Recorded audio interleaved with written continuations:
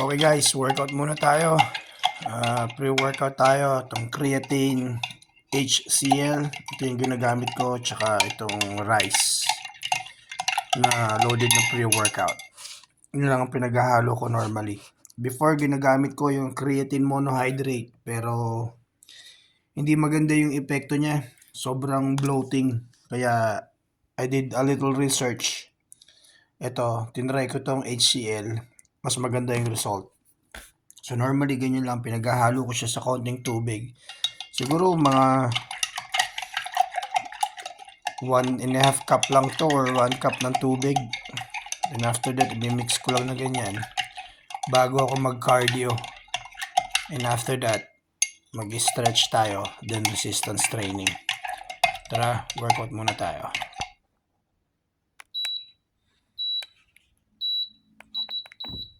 Okay guys, treadmill muna tayo. Since sobrang lamig sa labas, kaya bumili ako dito ng treadmill. Ito yung ginagamit namin dito sa loob ng bahay pagka super lamig. Pwede pa rin naman maglakad sa labas, kaya lang talagang super lamig right now. So ginagawa namin,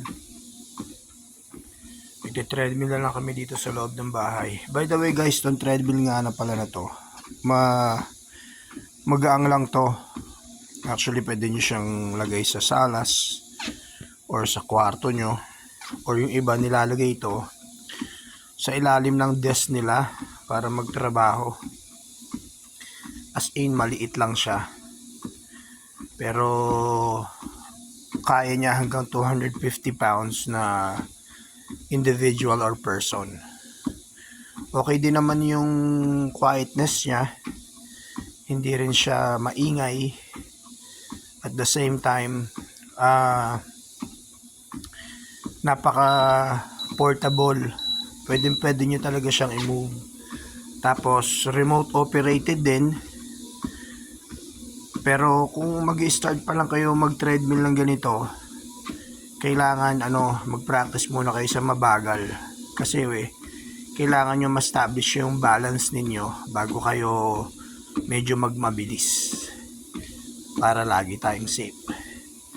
Okay, treadmill muna ako, warm up. Then after this, magre-resistance tayo. So, dyan lang muna kayo. Okay guys, we're almost hit 30 minutes mark. So 30 minutes, naka 1.5 miles tayo. So that's almost 3 kilometers, or I would say more than 3 kilometers kung i-convert natin. So itong treadmill na to, naka-set siya sa miles. So naka 30 minutes tayo yan. 29.56. Yung ating calories is 172. 1.5 miles tayo. Okay, stretch tayo ng konti, then resistance. Diyan lang kayo. Okay guys, so natapos tayo mag-treadmill. And siya nga pala, welcome dito sa ating munti at small na fitness area. So yung mga nakikita niya equipment, yan yung mga, salamat sa Diyos na ipundar natin na konting gamit all this time na paunti-unti nabili natin. So napaka-importante na pagkatapos natin mag-warm up, kailangan natin mag-stretching ng kaunti, especially yung mga target muscles na gagawin natin. So for today, I think mag-upper whole body tayo, which is magbaback tayo, chest, shoulder traps, tricep, bicep. So tara, samahan niyo ako. Mag-stretch tayo ng konti.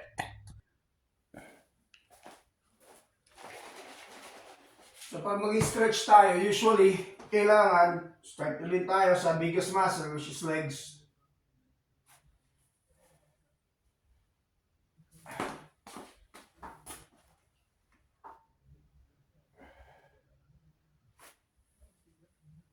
Yan ang ginagawa kong stretching.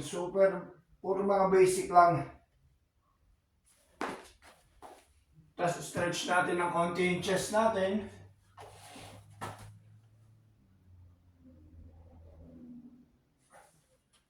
Kabila.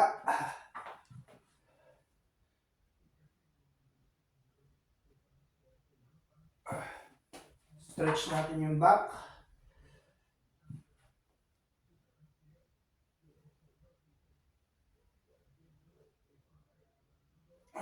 Stretch natin ang konti yung shoulders.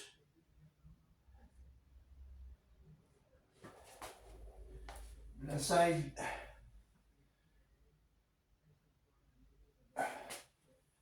Triceps.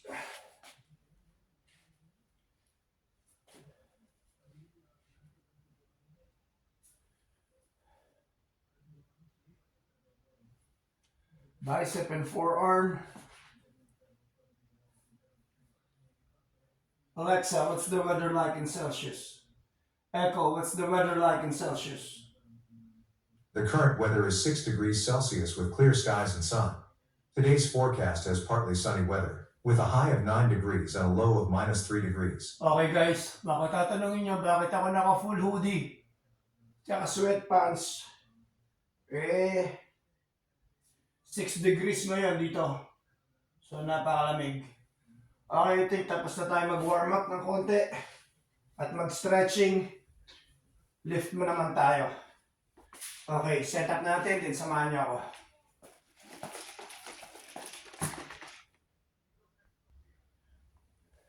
Okay guys, since whole body tayo, usually, yung top 2 exercise ng chest ang ginagawa ko lang para sa chest. So normally, yung first exercise ko sa upper body is nag-i-incline ako. Pero normally, ginagamit ko ito, yung kettlebell, warm up.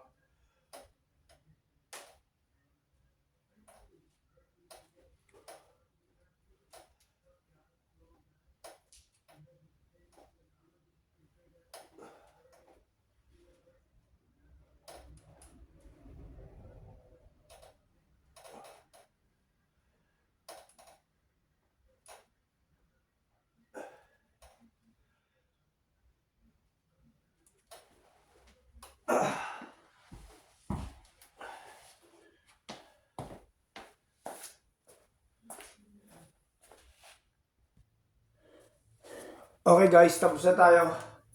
Naka 4 sets tayo dun sa incline. So next na I highly recommend the exercise for chest is usually a flat bench. Normally, ginagawa ko to after ng incline para properly warm up na yung chest at the same time activated yung ating upper chest.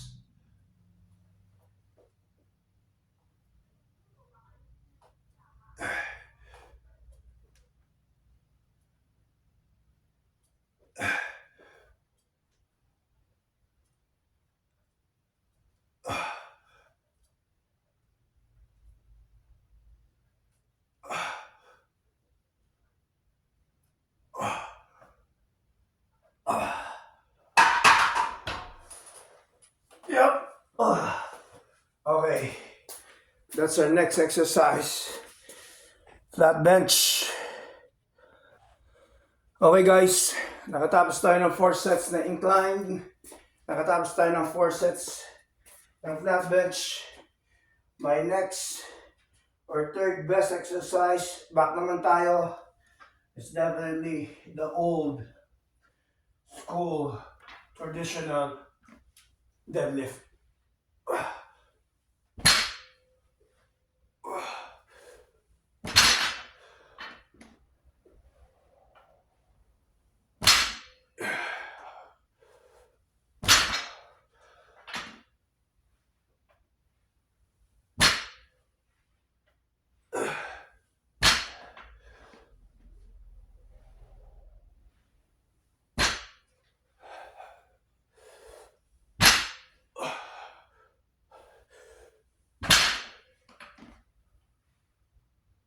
Okay, that's our third exercise, which is deadlift, which is first exercise para sa back natin.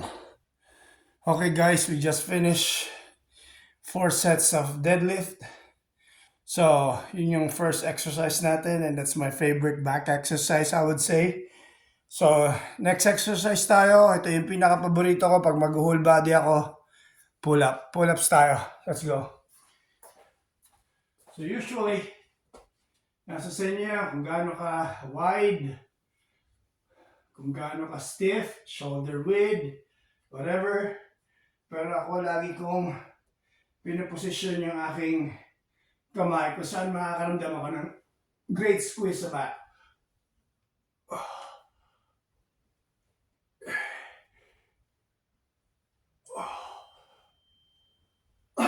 Okay. Whew. I'm still exhausted from deadlift. Okay guys, natapos na tayo sa deadlift.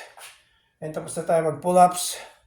So next exercise na natin, magsa-shoulders tayo. Ito yung isa sa pinaka-paborito kong exercise sa shoulders is dumbbells or kettlebells seated shoulder press.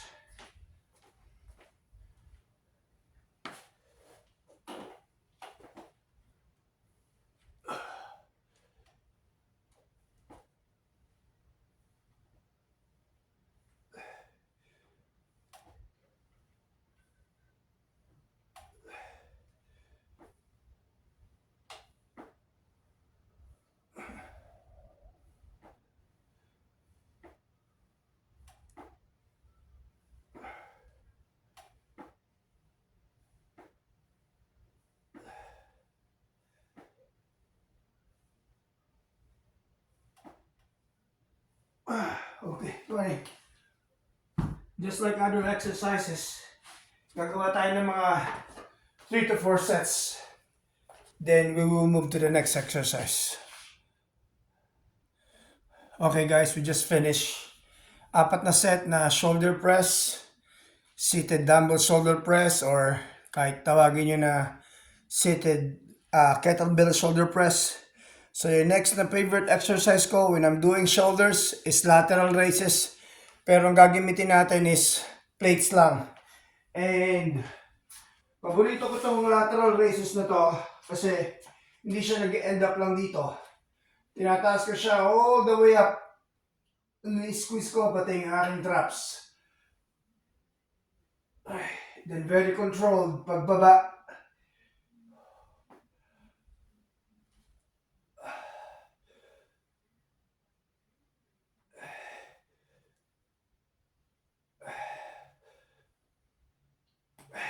Para makita nyo side.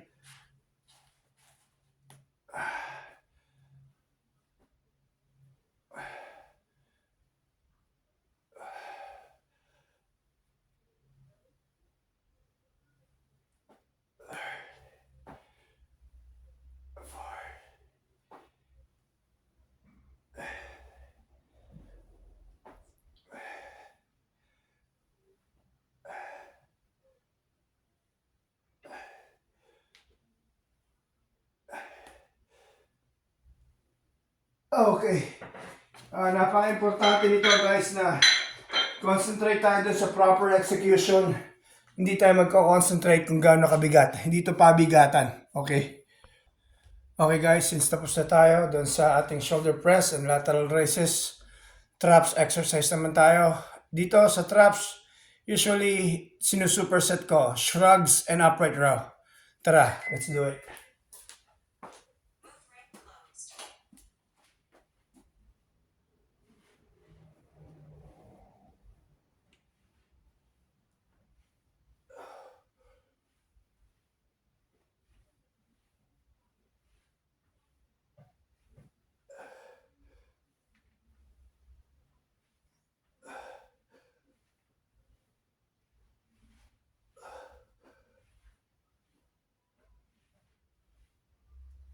Okay.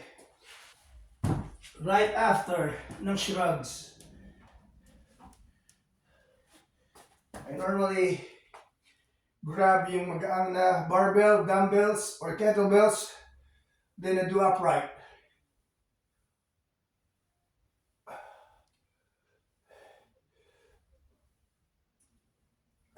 Sideways.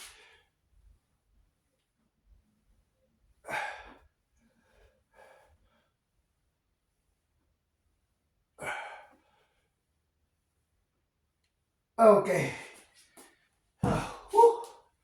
Ramdam. Yun yung ating traps exercise. And after that, we're gonna do 2 to 3 sets. Magta-tricep, biceps naman tayo. Okay guys, finally, we came to a point na mag-arms na tayo. These are my, I would say, paboritong top 2 exercises para sa triceps and biceps. And I normally do it on a superset na series. So after ko mag-triceps, magba-biceps ako right away. Like this. Start with 2-arm tricep extension overhead.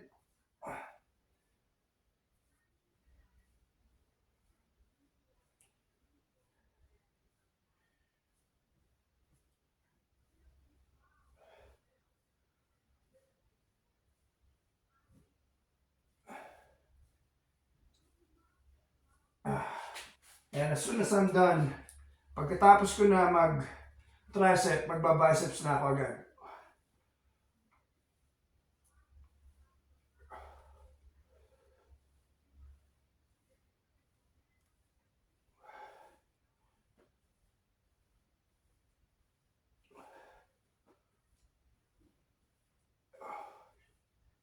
And bonus exercise, kung gusto kong i-hit yung forearm ko, palm facing down, magre-reverse lang ako. You can do it one by one, or of course, you can do it ng sabay.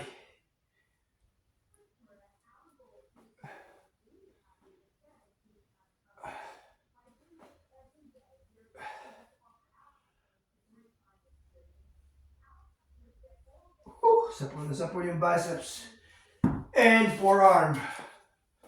Alright. Okay guys, that concludes our workout for today.